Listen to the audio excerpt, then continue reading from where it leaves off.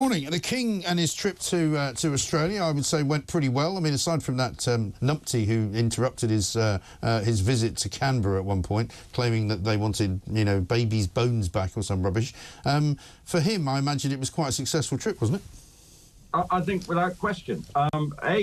Physically, he survived in the sense that, battling cancer and managed, the whole thing was managed to make sure that he could cope physically with the demands, bearing in mind it's the other side of the world where if they went to Australia and Samoa, there was a lot going on, the Commonwealth heads of state. So I think all in all, he negotiated his way around it very well. And I assume you feel like in Australia now, the sort of Republican movement is a bit on hold now. It's not going to be at the top of the agenda. Australia seemed to have more pressing things to sort out rather than the heads of state, but he was warmly received there. And then through the Commonwealth state, obviously there's a lot of sort of political stuff going on behind the scenes, and obviously the talk of reparations and everything, which again, he successfully sort of avoided sort of saying too much. And all in all, I think he can be mighty pleased with the trip that he's just gone on. Right. And he's apparently planning more overseas tours coming up soon. I mean, what's all that about? Do you think does that suggest that his cancer treatment is going to stop soon? I think he's just felt frustrated that he hasn't been able to do these trips since the cancer diagnosis at the start of the year. He wants to be an active king, going on visits, because he feels that's very part and parcel of his role, representing Britain on the global stage. And the soft politics of the monarchy is extremely important. And that's what I think he wants to be able to do. And this proving that he sort of managed to deal with it and the health issues and get through it, then I think that means that there's a much more positive outlook in terms of planning further foreign visits. Yeah, I mean, there's a bit of an unsavoury story to ask you about, so I apologise in advance for this. But this is a senior advisor to Foreign Secretary David Lammy, who apparently said this. He's a guy by the name of Ben Judah, Labour advisor.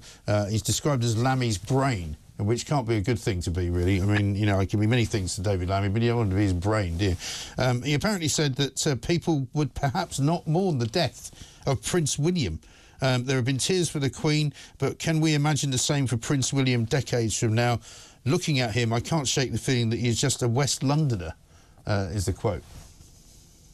Well, yes. Obviously, David Lammy does attract a fair amount of criticism and at times, and indeed, this advisor, for certainly his what appear to be anti-monarchy sentiments, and obviously one of the things that might be a case for the defence for the advisor is that no one will match the sort of love and affection of the late Queen, and I think perhaps he has a point there, but in real terms, it's not a particularly good look and sort of slightly disrespectful. And particularly if he's the advisor to the Foreign Secretary, as we're just alluding to, David, obviously important part representing Britain overseas, as the monarchy does.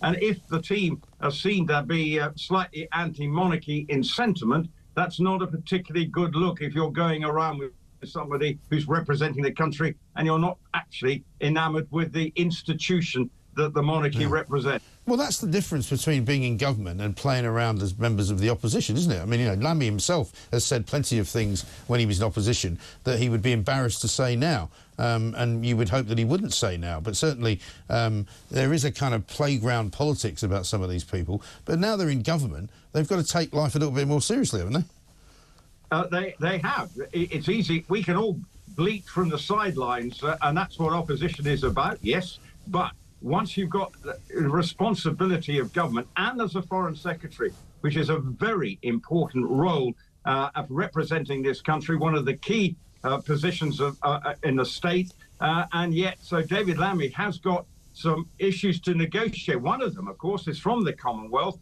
That statement from the Commonwealth meeting last week suggesting that they will look at the question of reparations. Is obviously something, although Keir Starmer has said, no, we will not be paying. From David Lammy's perspective, with his Caribbean heritage, he may be feeling that we should be paying for what happened all those years ago. So it's going to be an interesting one. how David Lammy negotiates going forward, particularly his relationship with the royal family and how, and within the Commonwealth as well, how he represents this country within the Commonwealth family. Well, I mean, he has been quoted in the past, I think it was 2018, saying that, you know, as a Caribbean man, he wants reparations. And he said it's going to be a bit difficult for him to argue against giving them out. Let's talk finally about Prince William, though, because apparently he's involved in a new documentary about his mother, Princess Diana, and he pays tribute to her, obviously, in that. But he also actually names his brother, Harry, which he hasn't done for a few years. Well, it's all about this homeless documentary that is coming out on ITV, and the role that the Princess Diana played in drawing attention to it, making the two boys, William and Harry, understand that there are people very much less fortunate than they are, and making sure they understand what they need to this issue. Yeah. And homelessness is a big project for Prince William. We know it's important to him. He wants to try and see some benefits and some improvements. There are projects being conducted throughout the country. So it is very much it's a big PR exercise for Prince William and his role. And he always says, I must do things that have a sense of purpose. I don't just want to be somebody who opens up a building here and there's a plaque or something. What he actually wants to do is see some material benefit. And this homeless project is something that he's putting a lot of work into to try and solve or ease the problem. It's never going to go away, sadly, but at least you can see with William that he wants to try and make a bit of an impact and help people who are much, much less fortunate than him and give them a leg up. Very much like the Princess Trust, now the King's Trust, that Prince Charles set up all those years ago, has helped lots of people through getting up the working ladder, as it were, and very much the same with this homeless project for the Prince of Wales. Well, we'll probably all be homeless after Wednesday's budget, Rupert. You'll probably be the only one left with a house. I'm waited with bated breath. Dear Rachel, think of it. The landed gentry are going to cop it. Do you consider yourself a working person, Rupert? I am a working person. I'm working right now. Right. Do you derive any of your money from places other than your payslip? That's her definition. Well, then perhaps I'm not a working person then. Yeah, it doesn't count paying for all the few. Welcome back, squad. Today we're bringing you the unfiltered truth about the Sussexes while dismantling the nonsense from their critics. If you support Prince Harry and Meghan Markle and are tired of the relentless attacks against them, hit that subscribe button and stay tuned. Let's dive into today's discussion. While certain members of the royal family continue their staged PR tours, Prince Harry and Meghan Markle remain focused on real, tangible change.